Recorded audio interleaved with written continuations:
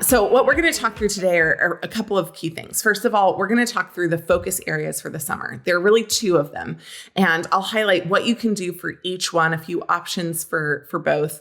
And this will apply both to your timeline, but also to your background. So I'll tailor that for some different use cases. The second thing that we're going to do together is a readiness test. We're going to ask you to actually provide some input, and we're going to do a practice little mini case together.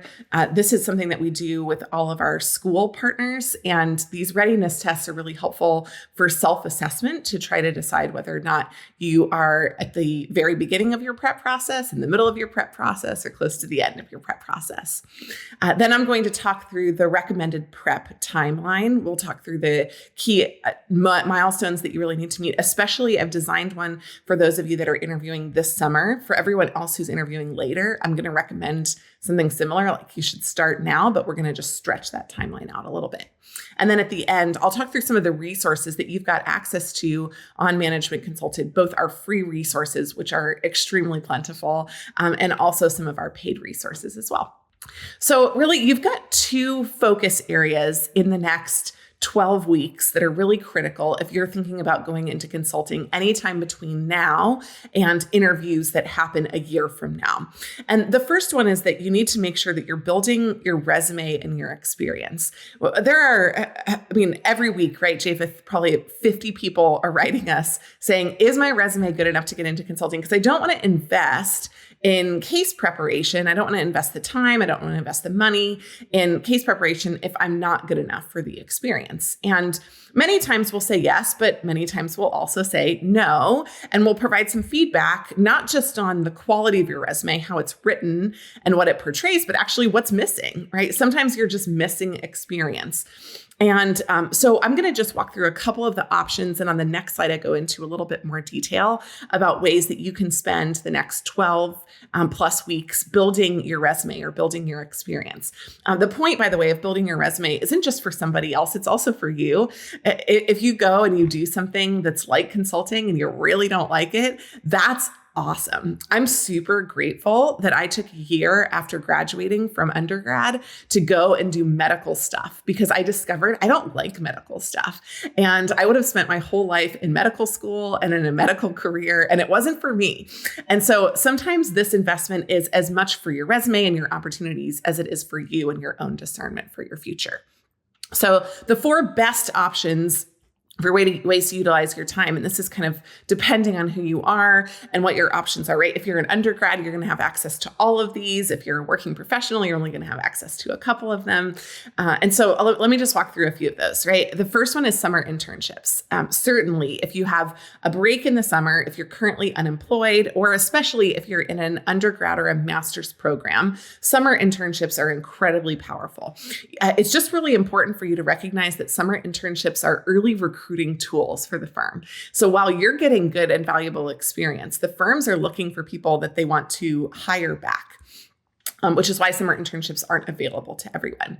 A second way to get a summer internship-like experience, but not in a summer internship, these can be either free or paid, is to offer a consulting project for someone. Now, this is exactly what we do through the Strategy Sprint program. And if you want to come, you get 1 week. We do a consulting project. We build the project. We give you a team. We give you the training. We do everything. But you can do a lot of this on your own as well. And free consulting projects are incredibly powerful as a tool for you to build your resume.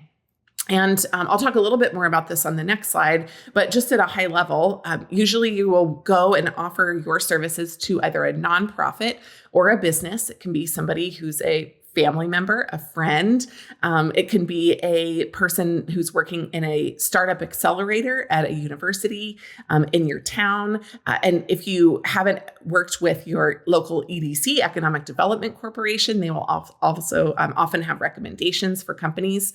But like, let's say, Management Consulted was an example. Now, don't all of you, right, 700 plus of you, write me and say that you want to work for Management Consulted this summer. But just as an example, what if you said, hey, Jenny Ray, I have a 4-week time period and I'd love to do a consulting project for you. It will be free. I would love to research your competitors what they're doing that's incrementally better than you, and to present you with some findings at the end. Would you be open to that? Would you give me an hour at the beginning, an hour in the middle, and an hour at the end of the presentation?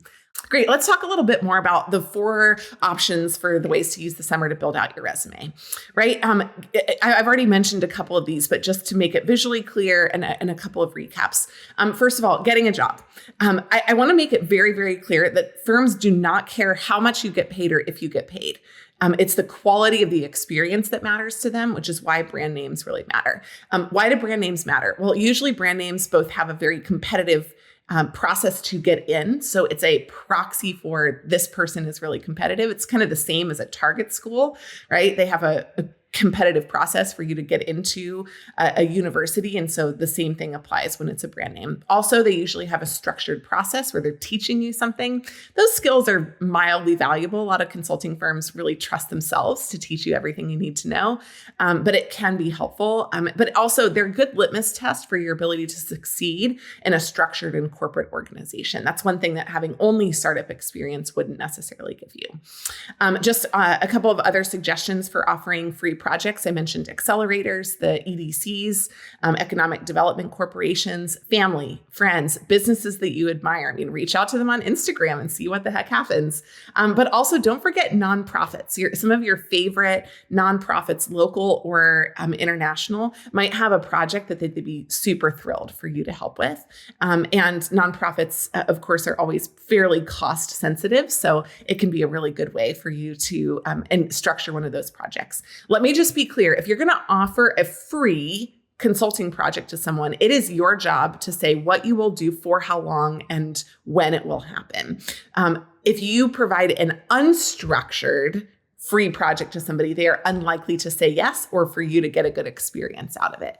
So I would really recommend that you explain that it's going to be, my call is 4 weeks, that you're going to meet with them X number of times. I recommend 3, that you're going to do Y amount of research. I recommend something that's market focused, like competitor or customer analysis, and that you're going to present a final deliverable. So all of those things I think are super critical.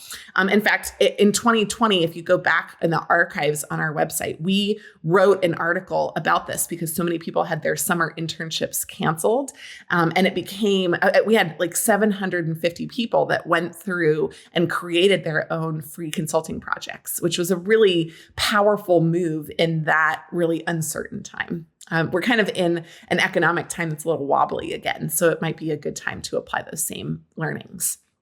Starting a business, I just really want to encourage you. You can learn a heck of a lot by building a landing page, making one sale, and keeping on going. Not only can you actually maybe make more money than a free consulting project or even an internship, but you also can gain some really valuable learnings. I'm obviously a huge proponent and fan of starting businesses. It's been a big pathway of my success, both from a professional development standpoint and also financially. And so I love it when I see people starting businesses. So don't leave that one out in the cold. And then again, if you're interested and you want to join Strategy Sprint and the real world experience to add to your resume, we've structured it for you. If that's of interest to you, we'd love to help you. You can join that. We ask that you're a freshman in college or later, right? So high schoolers, we love you. Thank you for coming to the call today. I'm sure that there are a few of you that are lurking on here, but for the most part, it's really best for freshmen in college and above. All the way through, by the way, experienced hires. We've had mid and late career folks that have joined that as well. Well, I want to move on now just to talk a little bit about market sizing, which is always our first recommendation for where you should start. And some people are like, oh, market sizing, that's like baby steaks, right? For case interviews. This is silliness. But I just want to really exhort you that I've never met a McKinsey, Bain, or BCG consultant who could not fluidly do a market sizing case when they walked into their interviews.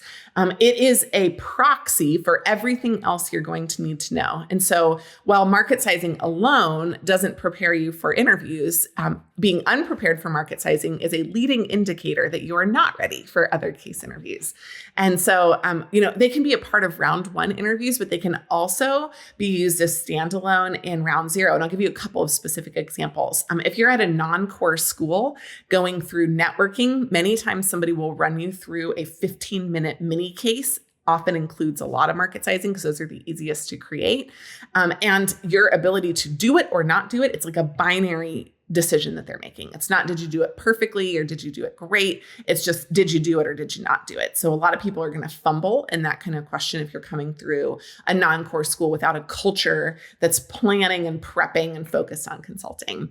If you're an undergrad, you're more likely to get a market sizing question. Again, right, they're not expecting that you have this litany of years of business experience. And so whereas you're not going to find it in MBA programs, as an undergrad, it will be plentiful. And then if you're interviewing through DEI hiring, through any of the conferences that are coming up in the summer or the fall, if you're doing some of those DEI hiring experiences, again, kind of for similar reasons as the non-core school, you're just going through a non-standard experience. A clear filter for whether somebody's ready for the rest of the interview process is whether they can pass one of these. It also embodies just all the skills that you're going to need in the case. Are you structured? Can you drive assumptions? Are you comfortable using assumptions? Consulting is very forward-looking. There's a lot of assumptions. Can you do calculations mentally? And also, are you able to drive insights from the things that you're talking about? And our recommendation is that you should start every prep process, no matter how far out you are, 6 weeks or 6 months or more, with 10 market sizing cases. Now you can, and sometimes should, do more. But when I say 10 market sizing cases, I don't mean like you think about them in your head or you watch them or you review them. Your prep should begin out loud. You just rip off that Band-Aid and you work on those 10 market sizing cases. Until you can do these in your sleep, you're not ready to move on to the next level. So let's do one together. I'm going to put a 2-minute timer on the clock, and I'm going to highlight what the options are for this afterwards. I'm just going to throw you straight into the deep end, just like I recommend you do for yourself. If you're on mute on your own, in your own room, I would encourage you to do this thing out loud, but I'm going to give you 2 minutes to come up with an answer, which means that you need to structure, make assumptions, and calculate the market for chocolate bars in New York City. All right, so 2 minutes on the clock. That's the timer. Great. So one of the litmus tests here is just, did you come up with an answer? If you came up with an answer, then it's a really, big difference between somebody who's just like, I don't know. I mean, automatic no in that situation, right? Coming up with the wrong answer is better than coming up with no answer here. Well, look, I mean, all of you were making in 2 minutes a significant number of decisions. And that's a lot of what I'm looking for when I'm prepping for consulting. And I just want to encourage you, this seems like an innocent, cute little case interview prompt, but it's much, much more than that. So let me just talk through how I would think about it and just kind of start you on your way for the prep. But what we just did there, when I said, do this, like no questions asked, for those of you that said, all right, I'm going to go for it, I'm going to do it, well done. That was the first step in preparing appropriately for case interviews. There are really 5 steps to solve any sizing question, right? And the first one is to figure out who the person is that is the buyer of this thing. Is it the population? Is it an individual? Is it households?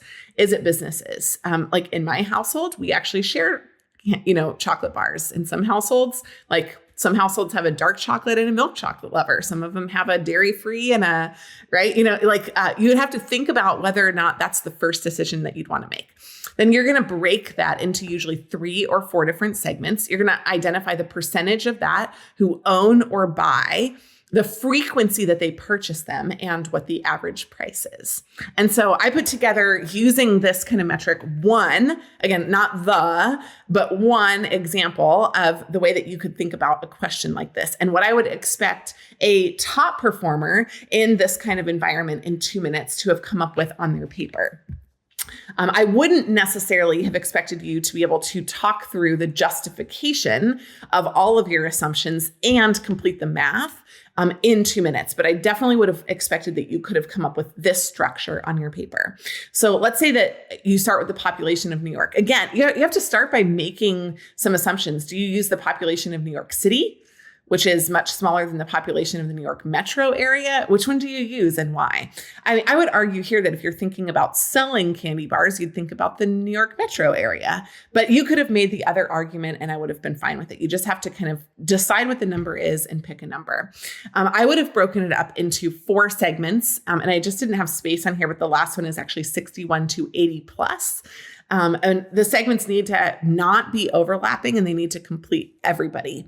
I also just said, I think that the percentage of people that buy chocolate goes down as you age. You might have disagreed with me. You also may have picked a different way other than age to break up your segments. You could have picked income. You could have picked your employment status. You could have picked, different, all kinds of different things, right? 12x per year. I said, right, the kiddos, whether they're buying them or consuming them and somebody else is buying them for them, they're going to eat more chocolate a year. Like my kids definitely eat more chocolate than I do. Not necessarily always true though. Then 21 to 40, right? 6x a year, 41 to 60, 6x a year, and then 61 to 80, a little bit less. And then I also had different prices per bars, right? Lower prices for the kiddos, then you get a little more bougie as you move up into the 21 to 40 and 41 to 60. Like my husband and I definitely buy classier chocolate now than we used to. And then the 61 to 80, moving into fixed incomes, maybe thinking about chocolate in a different way. Are these numbers right? I don't know. I just made them up this morning when I was thinking about this. Is this a structure that would prove to somebody that I would be a good fit for consulting? Absolutely. Are there other things that you'd want to factor in? For sure. What about visitors to New York, right? When I go to New York, I often will buy something, chocolate, snacks at a bodega, et cetera. So what about visitors to New York? What about restaurants or commercial uses like baking, right? Somebody who buys chocolate bars to melt into chocolate fondue or other things. So thinking about some of those extras, usually I would try to think about the core offering, not create an entirely separate structure. If this is overwhelming to you, good, right? I would rather have you be overwhelmed today than inside your interview. And so this is the kind of structure, the level of clarity that I would be looking for as a person who is thinking about this. Okay, so let me just have one commentary here about what you need to know about your location and other places so that you can answer questions like this, so that you're not just deer in the headlights like, I have no idea how big New York City is or Croatia is or Taiwan is, right? You need to know the population of 2 countries per continent. Plus, you need to know the US population. A lot of these consulting firms, whether they have offices in other places or not, are headquartered in the United States. There are just a few exceptions to that are headquartered either in the UK or in Germany or somewhere in Asia. But for the most part, most of them are going to be headquartered in the US. So they're going to be centered, their case information is going to be centered on US population. US population as of the last census was about 320 million people. If you know 2 countries per continent, if you know Croatia and Germany, you're going to be much more likely to know the population of Italy or Romania, right? If you only know a very large reference, you're not going to know the difference. So if you know, let's say Tanzania and also South Africa, you're going to have a better proxy for what Ghana is versus using Germany as the proxy. If you also know the population of the city that you live in, that can be a really great helpful point. I'm always surprised, but most people just don't know this. And so just, look it up, right? If you're in New York, look up New York. If you're in Toronto, look up Toronto. If you're in Pittsburgh, look up Pittsburgh. Like you should definitely pick a number for New York that's bigger than Pittsburgh, right? So start with the population of the city that you're living in, and then also always research the population of any city that you're interviewing for. If you start with this baseline of information, you are not by any means expected to know the population of everywhere encyclopedically. You are, however, expected to make reasonable conjectures about what the population somewhere might be. For the ultimate summer case prep plan, I'm going to recommend that you start with market sizing questions and that you do 2 a day. If you ended today having done the 1 question, candy bars in New York City, but you didn't do a second question, hair dye in Los Angeles, that's just a fun one if you want to think about it, then you don't apply the learnings that we just got from the first question into the second one. Instead, tomorrow you wake up or the next day you wake up and you do the next one and you're kind of starting fresh, and it's actually hard to build incremental progress. One of the tools that we've used to really help get an above average, extremely above average success rate for the people that work with us on case interviews is to have them repeat processes. We have them repeat stuff through drills and we have them repeat cases. So like they'll do the math of a case, bomb it. And instead of being like, let's move on, we'll say, pause, just go back and do that again. I'm going to give you 5 more minutes. Walk me through the math. They'll fix it. And then the next time they walk into math, they fix it at that higher level versus starting back at the original level. So we use a lot less advice and a lot more practice in our process. Then after you've done market sizing questions, and I'd recommend a minimum of 10, but certainly practice them until you find fluency in them. You're going to want to listen, watch, and ideally co-work through 5 different cases. Now, you can use our YouTube channel or our podcast to do this. You can also use firm videos, right? Bain, Deloitte, Kearney, a lot of the different firms put out great videos, but listen to them, watch them, but most importantly, co-work through them. You can pause the videos to do your own work so that you're not like kind of trying to over process as somebody else is doing it. But listening to them is much more powerful than reading them. One of the biggest mistakes that we see people make is that they grab a book, they read it, and they're like, got it, right? Know what this whole case interview thing is about. And then they walk into an interview with us, hopefully before their regular interview or their regular interview. And then they're like, uh-oh, don't got it. And so listening and watching and working through things verbally from the beginning will be awkward, but also an incredible advantage for you. Then once you've completed 5 cases, listened, watched, co-worked through 5 cases, we'd recommend that you do a diagnostic interview. This would be best with somebody who's an expert, right? Somebody who's worked in consulting, but at a minimum, it needs to be with somebody who has done some case practice before. And the opportunity here is for you to, in real time, test yourself, trialing out your own strengths and weaknesses. Maybe you're good at structure and you don't have to work on it. Awesome. Don't work on it, right? Maybe you're terrible at math. Work on that. Maybe vice versa. Maybe it's creative brainstorming that's hard for you. So figure out what of the 5 portions of the case is a real challenge for you and then hone in on that. Then we'd recommend that you do 10 cases, and I'm going to give you a map for the kinds that you could do twice each. Right? Once and then twice. Why? Again, because if you do them once and you do a B, I would rather have you complete them with an A, even if it's not a surprise, than I would have you go do another case with a B. Because then if you complete case 1, B, and then A, and you move on to case 2, you're more likely to deliver an A performance. This is one of the ways that we not only help people be more successful, but we also get them there faster. And then finally, when you discover something that's hard for you, like if it's mental math, cool. Lots of people battle with mental math. We're not in 7th grade. We haven't practiced this stuff in a while. Use drills and mocks through about 10 to 40 more full cases live. You'll know when you have stopped getting those butterflies in your stomach, when you feel comfortable and confident and engaged and excited about going through the case process, and when you can fluidly complete them in 17 to 20 minutes for a round 1 case or 24 to 30 minutes for a round 2 case. Okay, so it's a little bit about timing and some about content. And the best way for you to test that is, of course, with an expert, but if you can't, test it at least with somebody else out loud. There are a couple checkpoints that you need to hit between now and interviews. The first one is by June 1st. Complete those 10 market sizing cases, listen, watch, and co-work through the 5 full live cases and complete 1 diagnostic case, right? So in the next 6 weeks, that's your mission. Make sure that you do all of these things and really establish for yourself a great out loud practice foundation. You don't have to do more than this. I just want to encourage you, more is not always better. Better is better. By July 1st, mastery of core frameworks. You need to really understand how to use the business concepts and apply them to this. And again, we have lots of materials, lots of resources on core frameworks. We're going to do a frameworks intensive as well. So we'd love for you to join us for that one. We need you to do 10 total out loud cases with a partner as well.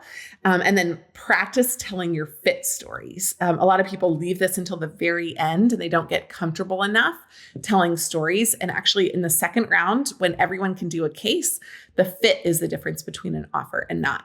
And then by the time your interviews come around in July and August, you want to make sure that you're doing fast and accurate mental math.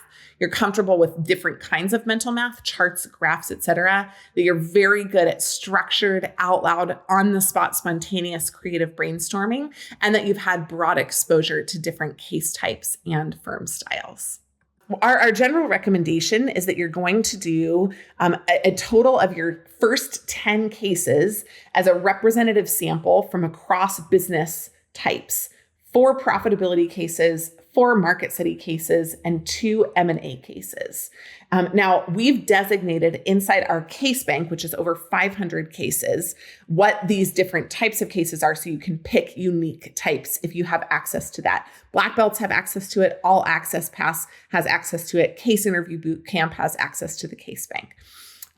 After you've completed the first 10 cases, there's a little bit of a breaking point because for some of you, you're going to need to go back and review certain case types. Like you'll need to do 20 or 30 of those level 1 cases before you really move on. Level 2 cases are where you get the reps to practice for second round. So you have to be proficient in first round cases.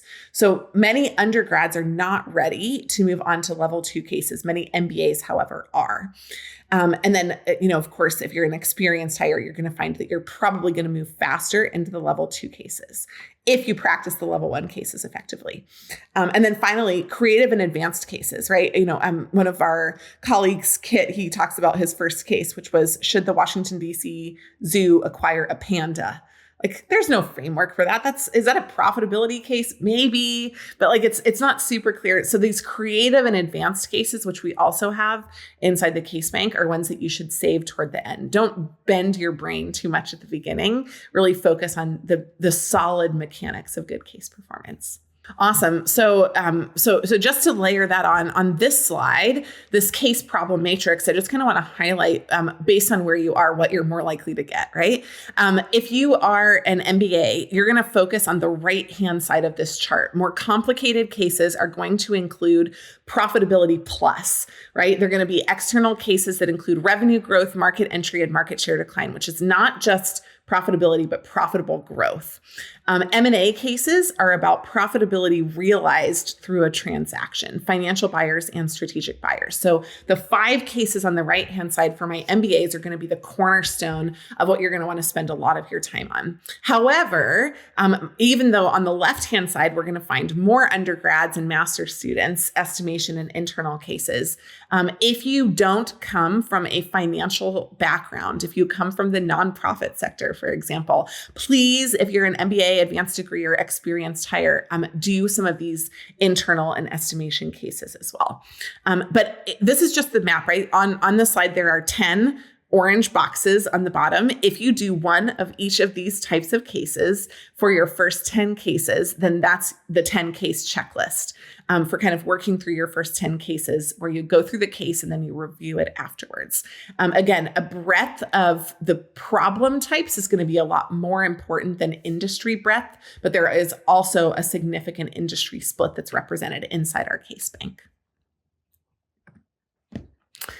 So just so that we let you know now how you can access some of our resources for help, we have a ton, and I mean a ton, of free content on our site, on YouTube, on the pod, and you can also connect with us right here on LinkedIn. So you can connect with us. You can write us questions. I always get a great flurry of questions right after these kind of LinkedIn programs. So please use us as a resource. We love to answer your questions. If you need advice, help, or prep, we can also help with that. We do, on the right-hand side, one-on-one editing and training, and our Black Belt program is our cornerstone for that. It's very affordable, y'all, under $2,000. And if you're at a partner school, which we have over 75 partner schools, you get a discount on that as well. So one-on-one editing and training is incredibly powerful, our highest success rate. We love it. We love you. We're super happy to help with that. Self-study training materials are the All Access Pass, which I'll walk you through in just a second. We have a ton of stuff. So for only $700, you can get access to all of our digital materials. And if you are at a partner school, you can ask your career services office, sometimes with a couple of other students, for them to subscribe. Many of the partner schools got wind of student interest and subscribed on the student's behalf, which of course, as a student, makes it free with the price of tuition. We also do private boot camps, both for universities and for businesses. So if you're working for an organization that wants help thinking like consultants, we do training for consulting communication and consulting skills inside businesses. And we also train at universities on case interviews and more. So again, if you are one of those interested parties and would love to work with us, we have, again, just thousands and thousands, over 10,000 at this point, really happy folks that have worked with us on Black Belt, hundreds of thousands of students who have gone through our programs. Just really excited to be a part of the ecosystem, helping people break into consulting. If you want to understand a little bit about what's happening inside the back end of the All Access Pass for Management Consulted, all Black Belts also have access to this. This is how we help support you through the process. And if you don't use our tools, we would recommend that you use tools like this. So it starts with just making sure that you are networking, getting a great resume and cover letter, and understanding the spectrum of consulting. That's on this left-hand tab here, what we call application help. Then it moves into interview prep. And we have, look at this, right? Case overview and structures, case interview bootcamp, case structure drills. We send a lot of people here. Case structure video drills where somebody's reading stuff out to you, brainstorming drills, market sizing drills, help for math, help for practice cases, both the consulting case library and chatbot cases, and business skills. A lot of people are just like, I don't know what I don't know. Well, go here, read our industry primers, understand some of the business basics, like demystify some of the process of what you need to know and don't need to know. The fit interview prep is also super helpful, right? So fit interview prep, consulting fit interview prep is really powerful to walk through your stories in a way that's compelling for consulting. Again, we really emphasize case interviews because a lot of people are afraid of them, but the fit interview makes the difference for the offer. And then PowerPoint for consulting is good for presentation cases, and Excel for consulting. These are also really awesome if you're going to get the whole thing and you want to help prep in your summer, build a consulting project. Use Excel for consulting. We explain to you how to do a market sizing, how to do a market study, how to do a PE evaluation, right? We explain how to do a lot of those things, and you can apply those in that free consulting project that you offer to others. And then finally, we just have books, right? Our last resource is always the books. We always recommend that you do videos and out loud cases and drills first, but it can sometimes be helpful to read. And so when you're reading some of these, that's helpful to include it. So there's a lot packed in there. But if you're interested in the All Access Pass or Black Belt, we would super love to help you. And then the last thing that I want to say is that I'm from Bain. Our core team is from McKinsey, Bain, and BCG, but we help people go to over 170 firms. Last year, that was our number. Isn't that wild? And we love helping people go into firms that are not the core consulting firms as well. So if you are on this call and you represent a consulting firm that's not listed on here and you want our audience to know more about you, please reach out. If you're somebody who wants to go to one of those firms, please ask. Our coaches have seen it all. We love to help. Nothing is off the table when it comes to cases and case interviews.